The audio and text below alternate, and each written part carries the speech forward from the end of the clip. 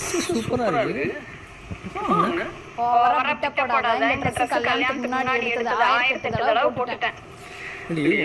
ஃப்ரெஷ்ஷா ட்ரெஸ் இருக்கு. Dressing sense யாருக்கு வந்து சொல்லு. நீ முட்டையெல்லாம் ஆம்லெட் போடுவேன்னு எனக்கு தெரியும். அடங்கு. போயிட்டு சீக்கிரம் வந்து சரியா? அடிக்காதடா. திரும்பி வரும்போது சிகரெட் பாட்டில் என் கண்ணுல ஏதாவது மாட்டுச்சு தொலைச்சிருவேன். அதெல்லாம் விட்டுட்டேன்டி.